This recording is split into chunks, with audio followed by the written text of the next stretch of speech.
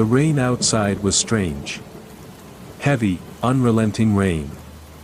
You could hear every drop slamming against the rusted tin roof of the old shed like a volley of small-caliber bullets. My name is Carl. Tell me, have you ever sat entirely alone in a damp, decaying room where the suffocating scent of ancient stone clings to the inside of your nostrils, and the raw chemical bite of dry cement has already cracked the skin across your palms? That is my reality every single night down here in the crypt basement. Most people assume pouring concrete burial vaults is simple labor. Just a matter of stacking bricks, mixing mortar, and laying blocks. But none of those outsiders have ever spent a night alone at 3 in the morning, illuminated only by the sickly, flickering yellow glow of a kerosene lamp while their own shadow against the damp masonry seems to shift and watch them out of the corner of its eye. Have you ever asked yourself why stone always feels freezing cold, even in the dead of the scorching summer? Let me tell you why. Stone isn't cold simply because of its natural geological properties. It is cold because it slowly absorbs the residual heat of everything that has ever been laid to rest inside it. That particular night, I was mixing a fresh bag of gray cement directly onto the slick, weeping stone floor. Small air bubbles hissed and popped beneath my rubber-gloved fingers as I churned the heavy sludge back and forth, and the standing water pooled around my ankles. This cemetery in New Jersey was originally chartered back in 1725. Meaning these underground walls have witnessed centuries of absolute misery. They have seen people weeping genuine, soul-crushing tears, and they have seen others shedding entirely fabricated tears for the sake of appearances. And then, of course, there were the others. The ones who came down here without a single soul to shed a tear for them at all. The body brought in today. Well, the delivery was unusual. An old, forgotten man. Not a single mourner followed him except for a battered, rusted hearse and a disgruntled driver who did nothing but curse the miserable weather under his breath. We slid him into crypt chamber number 7 in the lower concrete tier. I fitted the initial heavy stone slab into place, and then my actual job began. Pouring a thick, final layer of sealing concrete across the face to lock out the ambient air and moisture permanently. I was working away. The labor was steady and rhythmic. Until a sudden, prickling sensation crawled straight up my spine. What in the world was that? Could a stray draft of wind have rattled the pipes overhead? Or maybe some feral alley cat slipped down through the shattered basement window to escape the downpour. But wait a second. All the basement windows are barricaded with thick planks of rotting oak. And the roaring fury of the rain outside completely drowns out any normal ambient noise. I froze instantly, holding my steel trowel suspended in the air. My eyes darting across the freshly poured concrete wall I had finished smoothing over less than an hour ago. The cement was still wet. It still possessed that slick, wet sheen under the trembling amber light of the lantern. And then, cutting straight through the silence of the vault, I heard it. A distinct knock. Steady. Heavy. Coming from deep inside. From the absolute heart of the sealed chamber buried behind the solid wall. The sound wasn't a hallucination.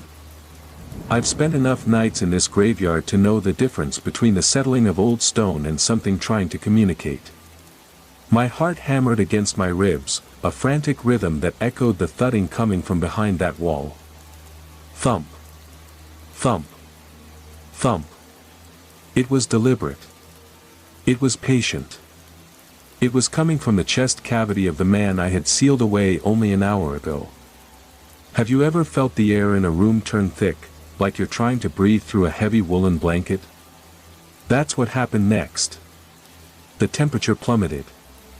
I could see my own breath rising in ragged, frantic plumes in front of the lantern. I took a shaky step backward, my boots splashing through the freezing water on the floor, and I felt the hair on the back of my neck stand up so hard it actually hurt. Why would someone knock when they're supposed to be dead? I know, It's a ridiculous question. But standing there, I wasn't thinking like a rational human being anymore. I was thinking like a man who was about to be hunted. I dropped the trowel. The sharp metallic clang against the stone floor sounded like a gunshot in the claustrophobic silence of the vault. The knocking stopped. I held my breath, clutching the handle of the kerosene lantern so hard my knuckles turned white. 1 second. 2. 3. Nothing. Just the relentless, maddening drum of the rain against the roof above. Was I losing my mind? The isolation out here in the Jersey pines starts to get to you after a few years. Sometimes I talk to the shovel in the corner just to hear a human voice. Maybe this was just the house playing tricks on me. Maybe the foundation shifted. Yeah, that's it. Just a shift in the geological foundation. I forced myself to walk back toward the wall, my legs feeling like they were made of lead and river mud. I needed to see it.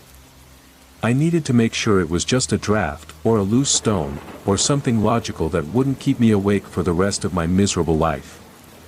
I leaned in, my face only inches from the wet, gray surface of the fresh cement. The smell was overwhelming, that sharp, metallic scent of lime and damp earth that sticks to your skin for days.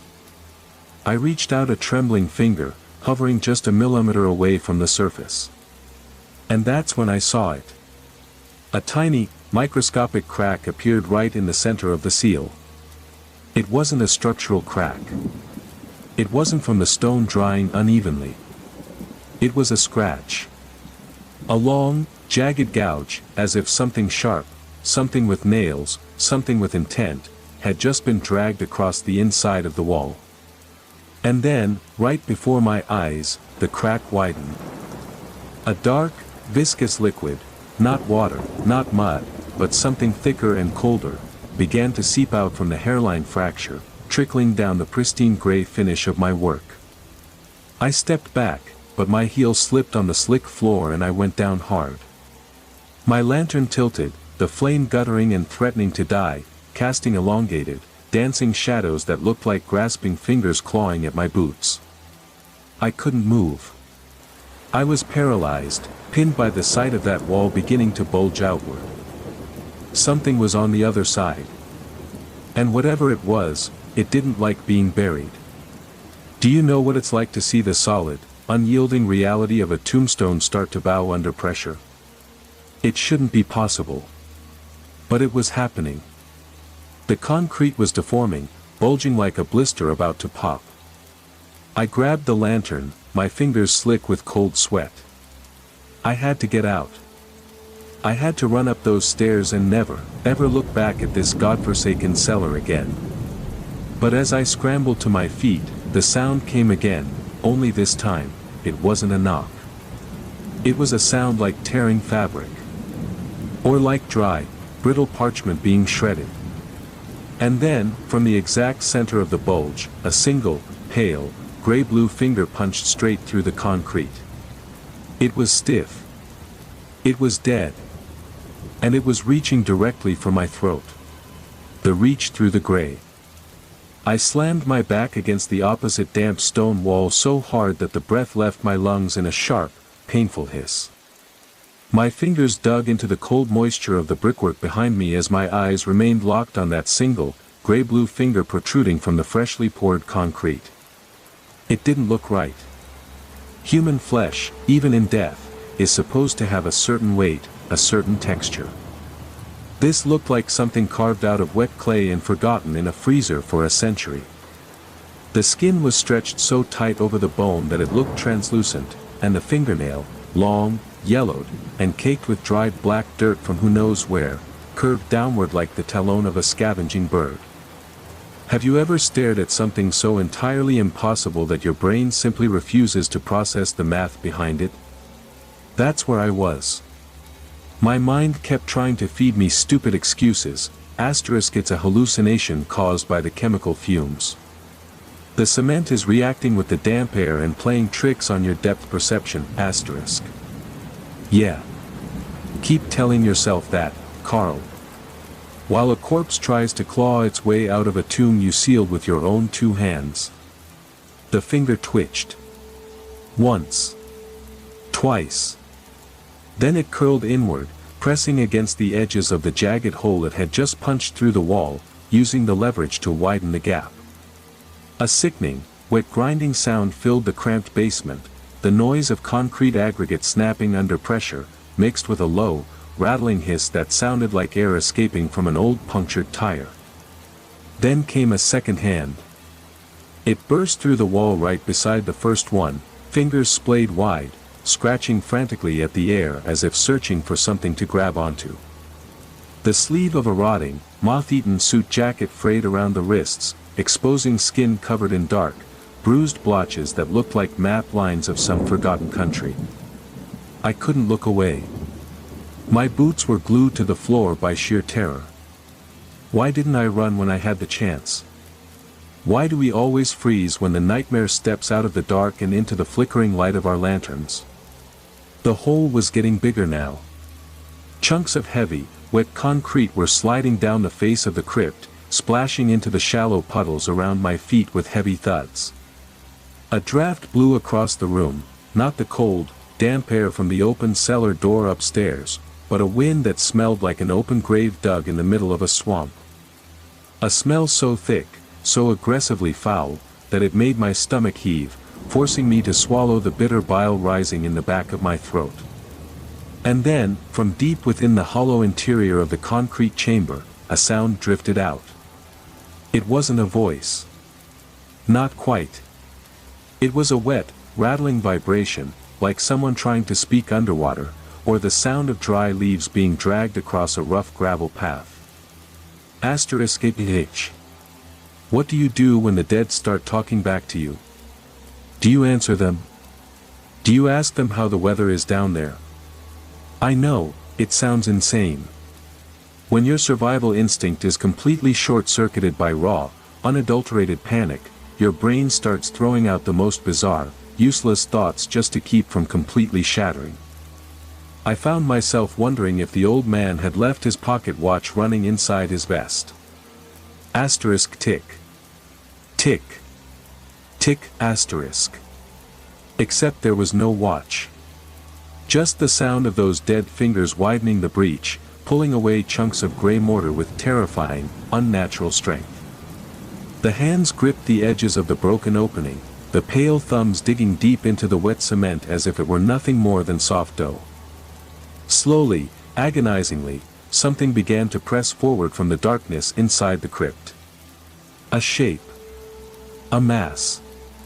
Pushing against the crumbling barrier, desperate to squeeze through a hole that was far too small for anything human to pass through. I raised the kerosene lantern higher, the yellow flame sputtering wildly as the draft intensified, casting long, writhing shadows that climbed all the way up to the wooden rafters of the ceiling. I had to move. If I stayed here another second, whatever was on the other side of that wall was going to pull itself all the way out into the room. And I had a terrifying, gut-wrenching feeling that it was looking for the person who put it in there. My boots finally found their footing in the freezing water, and I scrambled backward toward the wooden stairs, my hands sliding frantically along the damp brick wall to keep my balance. Every single nerve ending in my body was screaming at me to run, to bolt up those steps, throw the heavy oak door shut, and lock it against whatever was dragging itself out of the crypt. Have you ever tried to run while your legs feel like they're filled with liquid lead? It's the worst kind of nightmare. The kind where you're desperately trying to escape a collapsing building or a creeping shadow, but your feet refuse to lift off the ground, as if gravity itself has decided to take a personal interest in keeping you right where you are. That was me. Half stumbling, half dragging myself across the floor, my eyes locked on the breaking wall like a rabbit paralyzed by the headlights of an oncoming truck. The hands were no longer just scratching at the edges. They were braced against the top and bottom of the expanding fracture, forcing the heavy, half-cured concrete apart with a terrifying display of brute, unnatural strength. The sound of snapping aggregate was deafening now, *crunch, crack, snap *, as the solid barrier I had poured with my own hands yielded like paper. And then, the space between the hands began to clear. A forehead pressed forward into the opening. It was gray, smeared with dark streaks of wet mortar and grave dirt, the skin pulled impossibly tight over a skull that looked like it had been compressed for centuries. There were no eyes. Just two hollow, sunken sockets where the skin had collapsed inward, dark and wet, like empty pits gouged into a piece of rotting fruit. The air in the basement suddenly grew so dense, so heavy with the metallic reek of ozone and ancient decay, that my ears popped. It felt like the atmospheric pressure in the room had dropped to zero, sucking the oxygen straight out of my lungs and leaving a sharp, burning ache in my chest.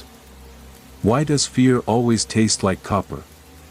Every time I've ever been truly terrified, whether facing down a furious stray dog in the alleyways or staring at a corpse moving on its own, there's this distinct, metallic taste in the back of my mouth, like I've been chewing on a handful of old pennies. Weird how the human body prepares for survival by making you taste your own blood, isn't it? The head twisted. With a sickening, dry pop of vertebrae grinding against vertebrae, the skull rotated toward me. Even without eyes, I could feel it. I could feel the suffocating weight of its attention locking directly onto my position by the stairs. It knew I was here. It knew who had poured the seal.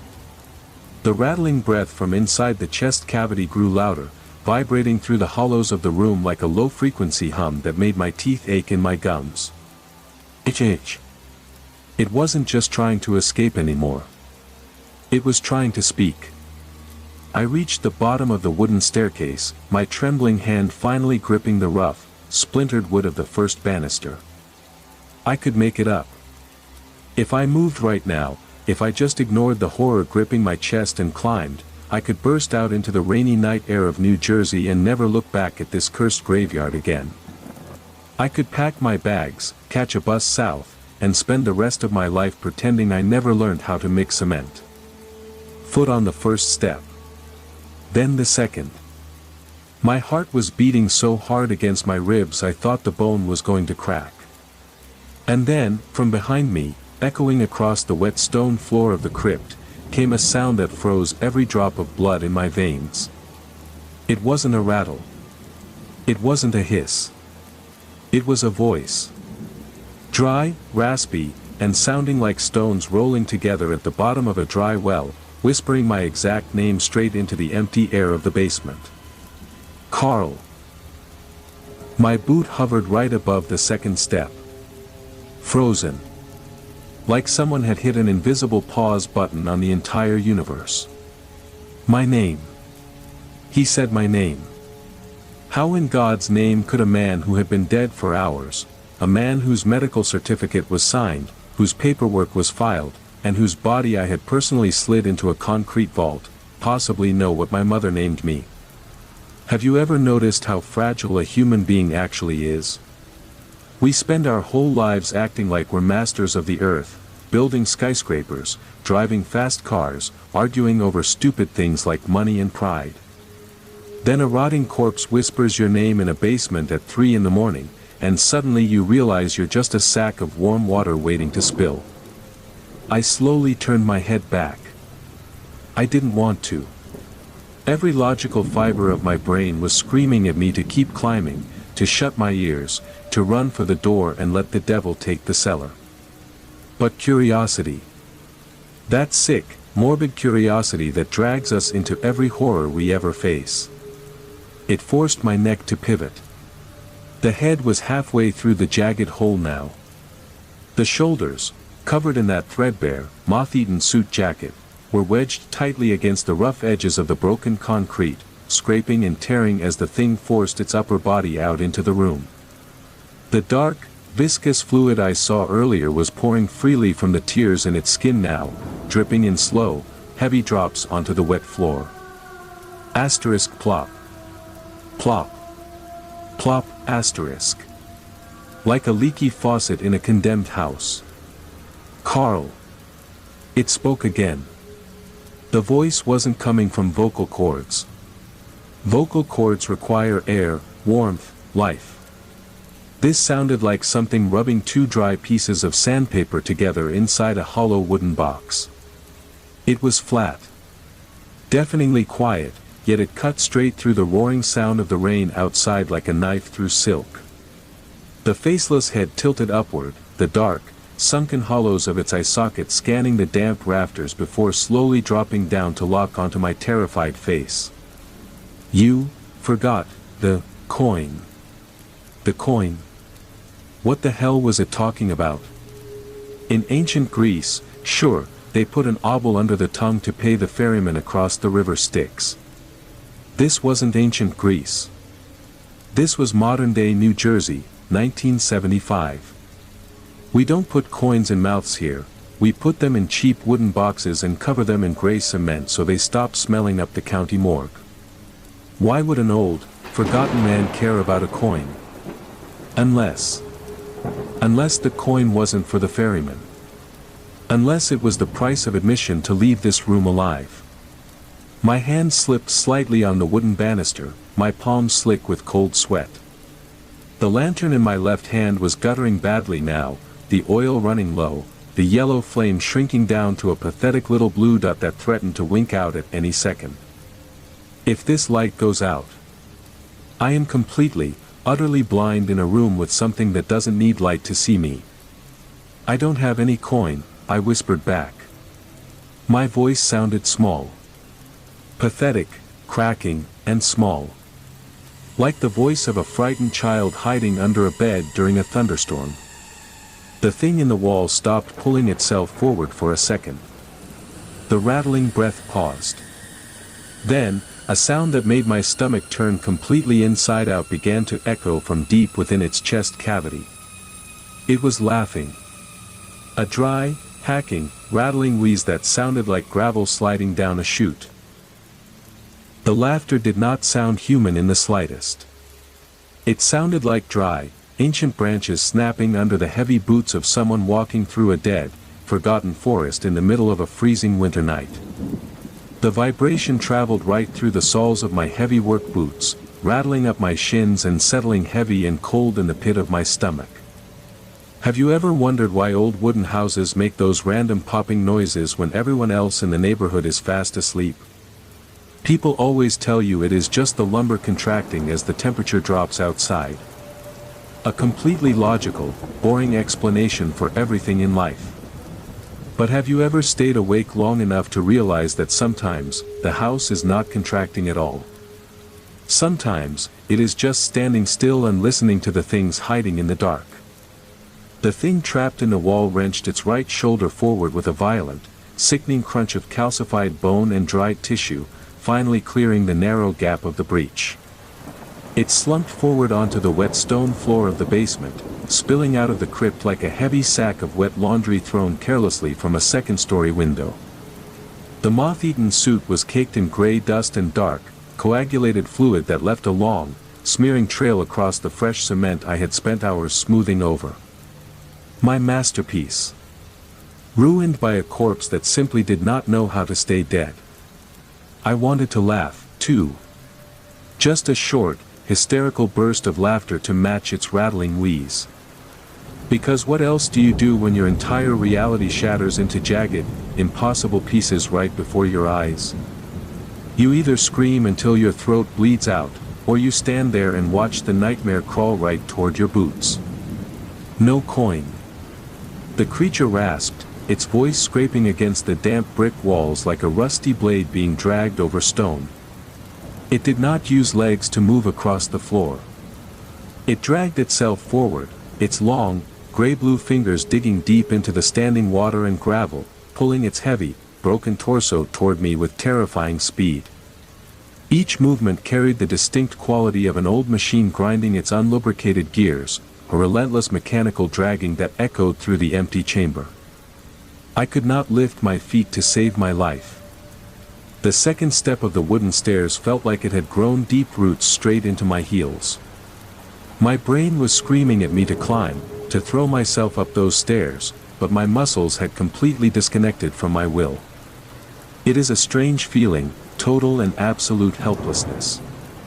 Like watching a massive wave crash over your head when you do not know how to swim, and realizing there is no point in even holding your breath.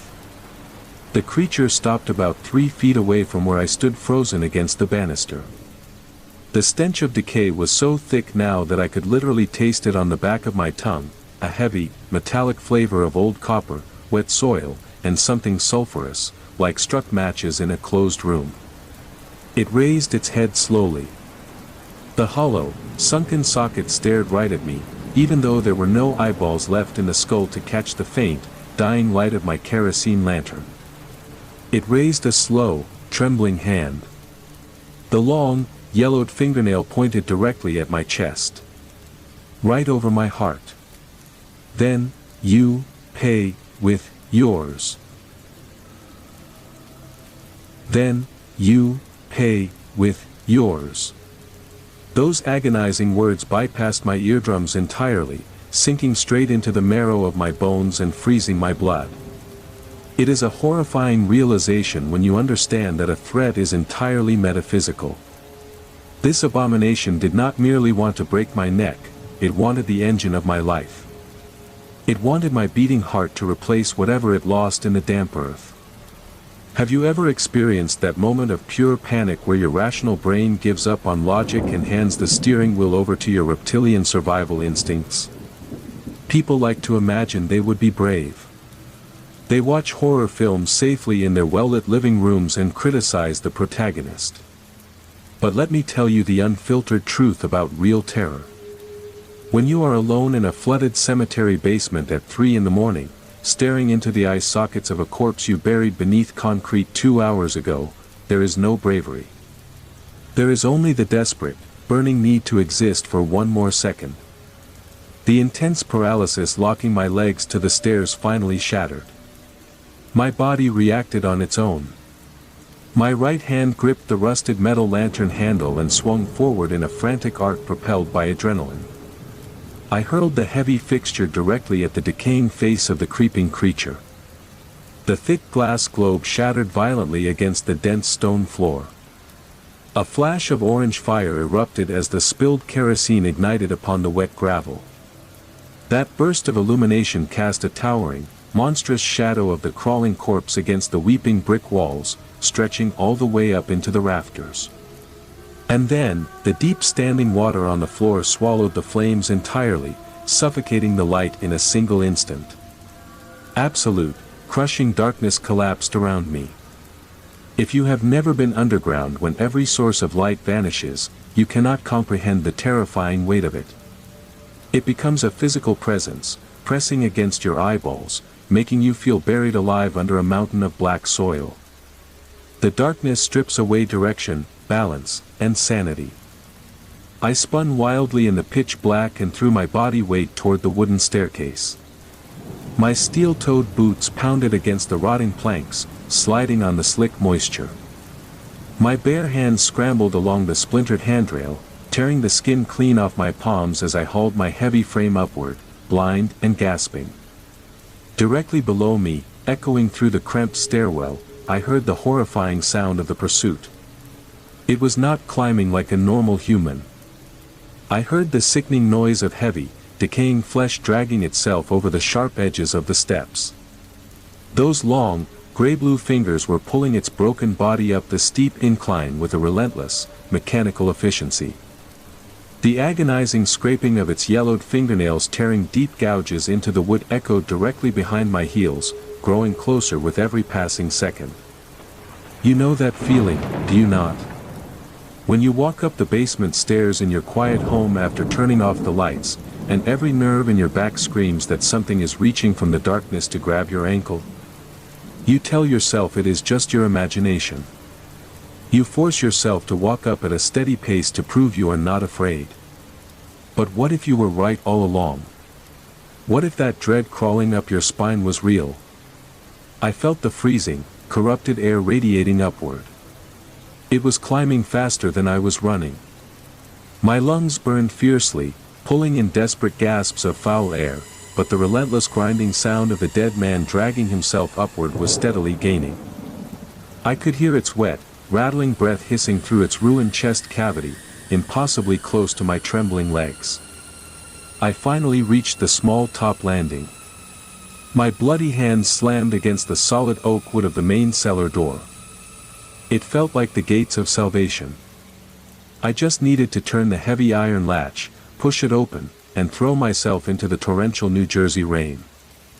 I fumbled wildly for the thick iron handle in the absolute dark. My splinter-filled fingers wrapped tightly around the cold metal, and I shoved downward with every ounce of strength left in my exhausted body. The heavy latch depressed with a metallic clank. I threw my right shoulder forward with all my momentum, fully expecting the massive door to swing wide open. But the heavy oak door did not move a single, microscopic inch. Not an inch. The heavy oak door felt less like wood and more like a solid slab of cast iron bolted directly into the stone frame from the outside world. My right shoulder throbbed with a dull, sickening ache from the impact, and the pain shot all the way up to my collarbone, but I didn't care about the pain. I cared about the freezing draft of air blowing through the cracks of the frame. I cared about the storm raging outside that I could hear so clearly, yet couldn't reach. Have you ever tried to open a door when you were running for your life, only to find it locked? It's a very specific kind of despair. Not the loud, angry despair when you smash your thumb with a hammer, but a cold, quiet realization that the universe is playing a very sick joke on you. Like God is sitting up there with a bowl of popcorn, watching you trip over your own shoelaces while the monster closes the distance. Funny, isn't it? We spend our whole lives locking doors to keep the bad things out. We never stop to think about what happens when the door gets locked from the outside while we're the ones trapped inside the box. I slammed my palms against the rough wood, rattling the iron handle back and forth with a desperate, frantic energy that burned the remaining skin off my bleeding fingers. Open! I screamed into the dark, my voice cracking into a jagged, pathetic squeak that sounded nothing like my own. Open up, damn you! No answer. Just the howling wind outside and the steady, rhythmic sliding sound coming up the stairs. A slow, deliberate dragging motion that made every single nerve ending in my body flare with blinding, paralyzing terror as the invisible threat ascended the remaining steps. It was getting closer. Way closer than it had any right to be. I risked a quick, terrified glance down into the absolute pitch black of the stairwell. I couldn't see anything, the darkness was too thick, too absolute, but I could feel it. I could feel the suffocating weight of its presence occupying the steps just a few feet below the landing. The air grew so cold my teeth began to chatter uncontrollably, clicking together like loose stones in a tin cup. The rattling breath was back. A harsh, wheezing intake of air that carried the unbearable weight of the grave. Louder this time. Sharper. Like a bellows pumping air through a rotting lung. You forgot the toll. The voice didn't come from the bottom of the stairs anymore. It came from right behind my left ear. So close that I could feel the microscopic displacement of air against my neck. So close that the freezing, metallic stench of old grave soil filled my lungs until I thought I was going to choke. My heart didn't just beat, it felt like it was trying to batter its way out of my ribcage, a frantic, suicidal bird trapped in a cage of bone. I froze, my breath catching in my throat, every single muscle in my body locking up tighter than a rusted padlock. I slowly turned my head. The darkness was absolute, but right there, inches from my face, 2 points of light flickered in the void. Not warm light. Not lantern light. Just two pale, sickly, luminescent pits where the eyes should have been, glowing with a faint, ghostly blue hue that cast just enough illumination to show me the rotting, stretched skin of a face that had no business breathing air. A hand reached out from the dark. Slow. Deliberate. The long, yellowed fingernails brushed softly against the back of my neck. And then, the fingers closed around my skin. The pressure of those dead, calcified fingers wrapping around the back of my neck was not like the touch of a living human hand. It carried no warmth, no vibration of blood pumping through veins, no fleeting trace of gentle hesitation. It felt precisely like a pair of iron tongs that had been left to freeze in the middle of a winter blizzard for a decade, slowly clamping down with an absolute, unyielding mechanical finality. Have you ever experienced that peculiar sensation when you are drifting off to sleep late at night, and your brain suddenly convinces you that someone is standing right beside your bed, watching you in the dark? You jolt awake with a sudden gasp, your eyes wide open, staring frantically into the empty corners of your bedroom while your heart races against your ribs like a trapped bird. You tell yourself it was just a fleeting dream. Just a trick of an overactive imagination playing games with your exhausted mind. But what if you were completely wrong? What if those late-night terrors are not mere figments of your imagination at all? What if they are simply the quiet, subtle moments when the veil between this world and the cold, forgotten spaces beneath the earth grows paper-thin? I tried to scream, but the freezing grip on my neck tightened instantly, cutting off my air supply before a single sound could escape my dry throat. My vocal cord strained against the sudden blockage, producing nothing more than a pathetic, rattling squeak that dissolved into the heavy, stagnant air of the landing. Panic surged through my veins with the explosive force of a live wire dipped in water. I threw my hands backward, my bloody, torn fingers clawing wildly into the absolute darkness behind me, desperately searching for anything, a face, a shoulder, a clump of hair, to push away. My fingertips brushed against something dry, hard, and unyielding. It felt like touching the rough, weathered bark of a dead tree that had been buried underground for a century. There was no give to the flesh. No muscle flexion or soft tissue compression. Just a rigid, skeletal framework wrapped in parchment-thin skin that remained completely indifferent to my frantic defense.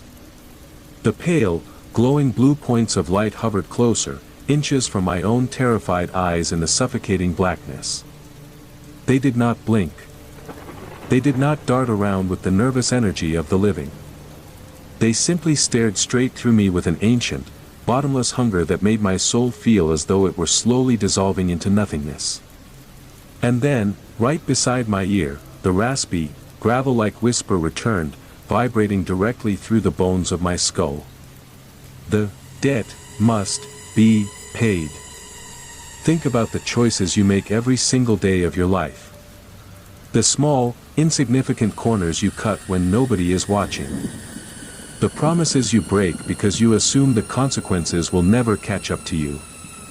We walk through this world believing we are entirely unaccountable for the things we leave behind in the dark. We seal things away behind thick walls of concrete and heavy layers of stone, thinking that out of sight means out of mind forever. We pat ourselves on the back for a job well done, walking away into the warm night while the dead wait quietly in the cold. Until the bill finally comes due. The iron grip on my neck shifted downward, the long, yellowed fingernails pressing deeper into the skin over my collarbone, drawing a sudden, sharp line of hot, stinging pain. I could feel the warm trickle of my own blood running down my chest, soaking rapidly into the fabric of my work shirt. The creature was pulling me backward. Away from the heavy oak door. Away from the faint, unreachable hope of the storm raging outside. My boots dragged uselessly across the wooden floorboards of the landing as my body yielded to the unnatural, terrifying strength pulling me back toward the top of the dark stairwell. The abyss was waiting for me. And as the first cold step of the staircase pressed against the heels of my boots, I realized with absolute, crushing certainty that I was never going to see the sun rise over New Jersey again. The top step of the wooden staircase felt like the edge of a sheer cliff overlooking an endless, bottomless void. My heels hovered directly over the open darkness of the basement, supported only by the terrifying, vice-like grip of those dead fingers locked firmly around the skin of my neck. Every single instinct in my body was screaming, fighting, thrashing against the inevitability of the pull, but my physical strength was nothing compared to the cold, dead momentum dragging me backward. Have you ever stood on the very edge of a high balcony or a steep mountain overlook, and experienced that sudden, bizarre, terrifying impulse in the back of your mind? The one that whispers quietly, "What would happen if you just let go?" Psychologists call it the call of the void. That strange, unsettling glitch in the human psyche where your brain briefly considers jumping into an abyss for no rational reason at all. People like to laugh it off, turning away from the ledge with a nervous chuckle and a racing pulse. They walk back to safety, believing it was just a passing quirk of an overactive imagination. But let me tell you what happens when that dark impulse stops being a whisper in your head and becomes a physical hand pulling you over the edge. There is no philosophical realization. There is no sudden flash of your life passing before your eyes like people always claim in cheap novels. There is only the cold, sharp reality of gravity taking over, and the terrifying knowledge that nobody is coming to save you from the dark. My right heel slipped entirely off the edge of the top step. A sharp jolt of panic shot through my spine as my weight shifted backward, and for a terrifying fraction of a second, I was suspended entirely in midair, held up solely by the frozen fingers clamped around my throat. The stinging pain across my collarbone flared as my skin tore further under the pressure of those long, yellowed fingernails. The warm blood continued to leak down my chest, soaking through my work shirt, turning cold almost instantly against the freezing, metallic air radiating up from the pit below.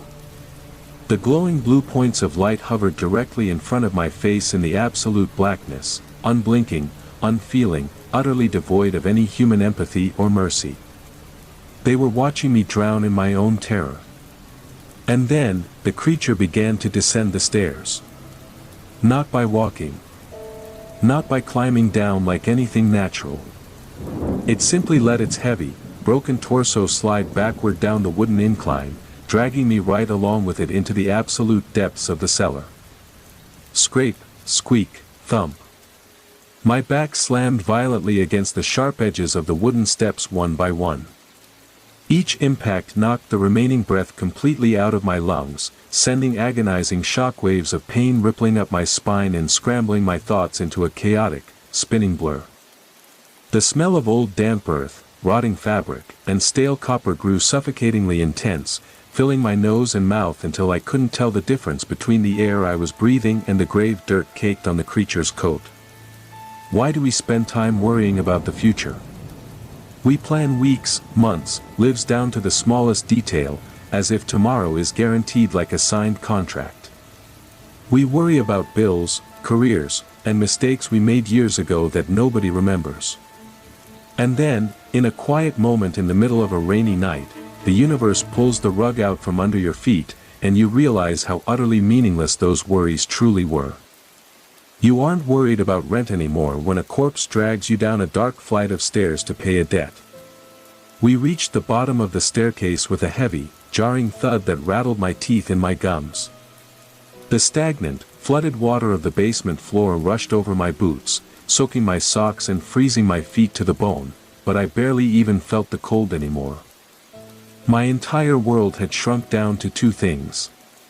The suffocating grip crushing my windpipe, and the pale, ghostly blue glow of those empty eye sockets staring down at me from the dark. The creature released its hold on my neck with a sudden, violent shove. I collapsed forward onto the wet gravel, gasping desperately for air, my hands clawing blindly at the muddy water as I coughed and choked, trying to force oxygen back into my burning lungs. Every muscle in my body ached. Every breath tasted like rust and dirt. I slowly pushed myself up onto my hands and knees, my arms shaking so violently they could barely support my head. I raised my eyes, blinking away the sweat and stinging blood, and looked straight ahead into the darkness of the crypt. The concrete wall I had poured earlier that night, my masterpiece, my solid, unyielding barrier, was completely blown wide open. And right inside the dark, hollow interior of the vault, illuminated by a faint, sickly blue luminescence. Something was waiting for me to crawl back inside. The darkness inside that open concrete vault was not like the ordinary shadows of a basement. It was thick, heavy, and possessed an active, swirling quality, as if the air itself had been condensed into a physical liquid that refused to let light penetrate its borders. My hands were still pressed flat against the wet, freezing gravel of the floor, my fingers trembling so violently that every joint ached with a sharp, burning fatigue. Have you ever looked closely at the dust motes dancing in a beam of sunlight cutting through an old, abandoned attic? They float lazily, drifting back and forth in a quiet, peaceful rhythm, completely unaware of the vast, empty world around them. People spend their entire lives feeling just like those little specks of dust, floating along on whatever random breeze comes their way, believing they are part of something grand and meaningful. Then the wind stops blowing. The air goes completely still. And you suddenly realize you were never anything more than dirt suspended in an empty room, waiting for gravity to pull you down to the floor.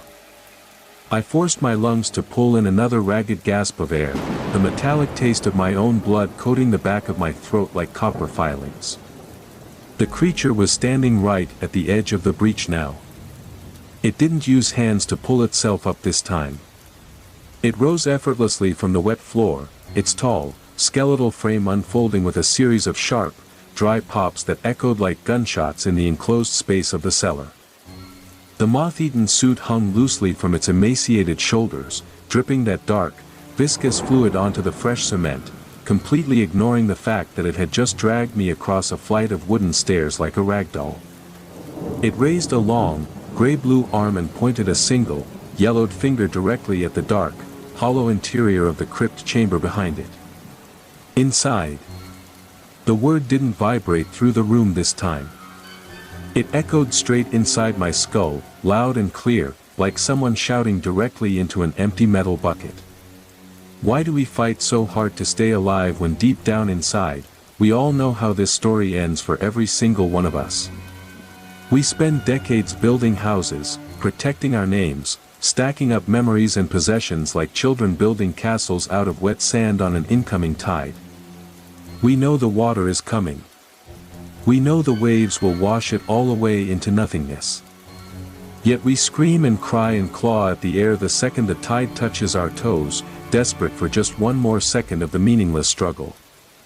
Funny how pathetic the human instinct for survival looks when you're staring right down the barrel of eternity, isn't it? "I'm not going in there," I whispered. My voice was hoarse, broken into a ragged whisper that barely carried across the room. The creature tilted its head at an impossible angle, the dry vertebrae grinding against each other with a sickening crunch. The two pale, glowing blue pits where its eyes used to be flared brighter, casting a ghostly, eerie illumination across the wet concrete walls of the basement and painting long, distorted shadows behind my back. "You built the house," it rasped, taking a slow, deliberate step forward. "Now, you must live in the room." A sudden gust of freezing wind swept through the cellar, howling down the wooden staircase from the storm raging outside, carrying the sharp scent of ozone and wet pine needles. The candle lanterns on the distant shelves rattled in their brackets. My body rebelled against the commands of my brain, my legs refusing to push me backward, my arms locked in place against the gravel. I was entirely cornered. The opening of the crypt yawned wide like a dark, hungry mouth waiting to swallow its creator whole. And as the creature stepped closer, raising both of its skeletal hands to grab the shoulders of my torn work shirt, I felt the cold, heavy stone of the tomb floor reaching out from the dark to pull me home. The cold hands gripped the fabric of my shirt with the absolute finality of an iron vice. There was no struggle left in my limbs, no frantic surge of adrenaline to save me from the dark. Just a heavy, numbing surrender that settled deep into my bones as the creature hoisted my weight effortlessly off the wet gravel of the basement floor. Have you ever wondered what happens to the echoes we leave behind in the places we inhabit? People always think that when you walk out of a room for the very last time, the silence rushes in to fill the empty space as if you were never even there. They believe the walls forget the sound of your voice, the floorboards forget the heavy tread of your boots, and the air forgets the heat of your breath. They are so terribly wrong. Every single place retains the memory of every soul that ever suffered or bled within its borders. The stones remember. The mortar remembers. And the dead, above all, never let go of the ones who built their final resting places. The creature carried me backward, stepping across the ruined face of the fresh cement with slow, measured strides that echoed through the hollow chamber like the ticking of a grandfather clock running out of its final seconds. The air inside the concrete vault was not just cold, it was entirely devoid of time. It smelled of ancient dust, deep wet earth, and the metallic tang of old copper that had lingered in the dark since 1725. My boots crossed the threshold. The darkness inside didn't just surround me, it wrapped around my shoulders like a heavy woolen cloak soaked in freezing river water, pressing against my chest until every ragged breath became a struggle. The creature set me down gently on the cold stone floor at the very back of the narrow chamber. My knees buckled instantly, and I collapsed against the damp masonry, my fingers grazing the rough, uneven surface of the wall behind me. I looked up, my eyes straining against the absolute blackness. The tall, skeletal figure stood right in the opening of the vault, blocking the faint, sickly blue glow of the basement outside. It raised its hands.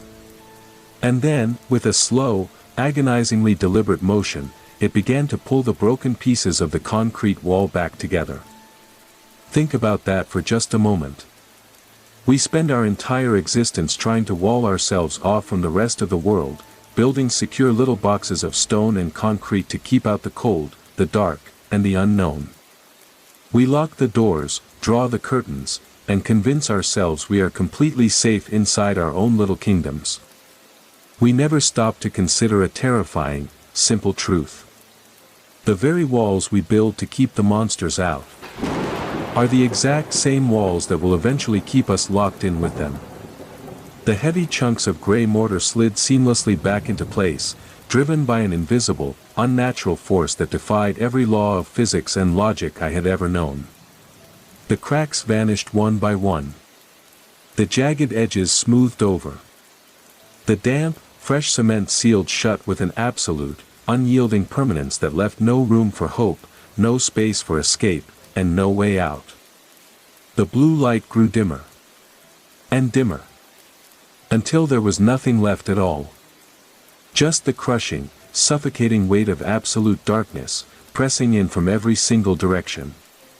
The final click of the sealing mortar echoed softly through the small stone box, sounding precisely like the latch of a heavy iron coffin closing forever. I sat there in the pitch black, my hands resting against the freezing stone, listening to the heavy, rattling breath of the old man fading away into the silence of the earth. And as the cold slowly crept up from the floorboards to freeze the blood in my veins, I finally understood the true nature of my trade. I wasn't a builder. I was just another permanent resident, waiting for the next mason to come down the stairs.